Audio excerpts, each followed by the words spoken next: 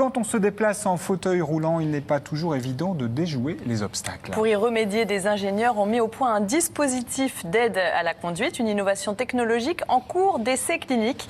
Delphine Renaud et Maxime Soulard ont rencontré Sabrina qui participe à ces essais. Attention, Cookie. Même dans son salon, pas toujours évident pour Sabrina de se repérer. La jeune femme souffre d'une maladie neurodégénérative qui a entraîné une diminution progressive de sa vue. Déjà, je vois que, en gros, à peine 1,5 m, 2 mètres devant moi, et encore, je suis peut-être optimiste. Et au niveau champ visuel, en fait, j'ai un champ visuel qui est de plus en plus tubulaire. Donc, en fait, ouais, je vois comme ça, à peu près. Et de l'œil droit, c'est pareil, c'est vraiment, ça se réduit, ça se réduit, ça se réduit.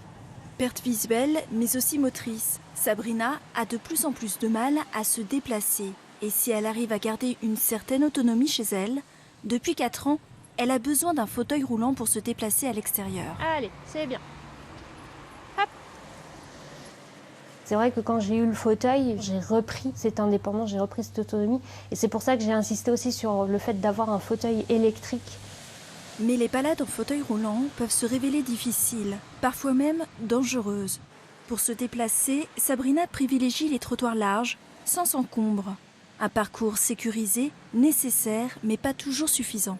Même un chemin qui va a priori paraître très simple, très plat, moi en fait il va toujours y avoir un danger puisque visuellement j'ai pas toutes mes capacités.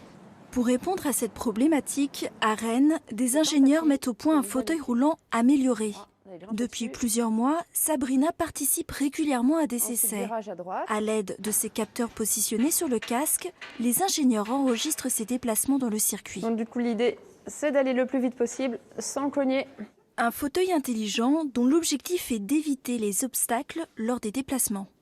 L'idée, c'est de faire une correction de trajectoire, un petit peu comme ce qu'on a sur les voitures, où vous allez être corrigé de façon assez naturelle. Là, on fait la même chose, mais cette fois-ci adapté au fauteuil roulant électrique. Et donc, on va installer des capteurs tout autour du fauteuil pour essayer de faire une sorte de bulle de protection qui va se déformer à l'approche des obstacles et qui va vous permettre de franchir cet obstacle en toute sécurité. Donc, on a installé des capteurs qui sont sous les repose-pieds, et puis sur les côtés, et enfin à l'arrière. Aujourd'hui, Sabrina doit tester les améliorations réalisées depuis sa dernière venue. Donc du coup, pour allumer le système, vous pouvez démarrer le boîtier.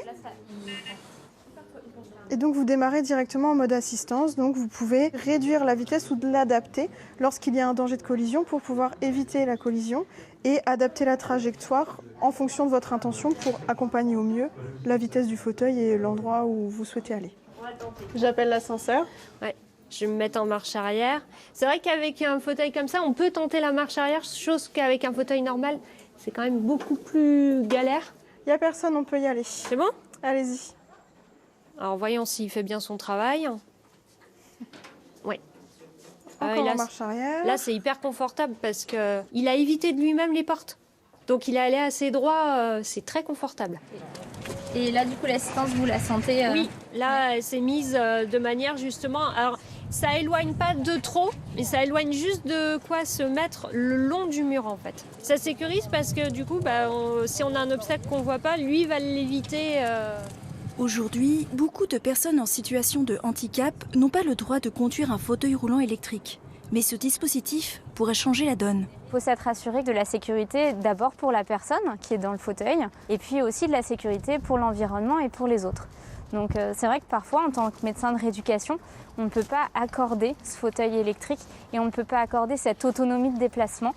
Demain, on espère qu'avec ce type de dispositif, on pourra répondre à plus de patients et plus de besoins de patients. Ça apporte énormément d'espoir pour la suite. Et c'est vrai que je me dis, ça veut dire que même si ma vue continue à baisser, peut-être que je ne serai pas obligée de renoncer au fauteuil électrique. Et puis ça va m'apporter surtout beaucoup de confort.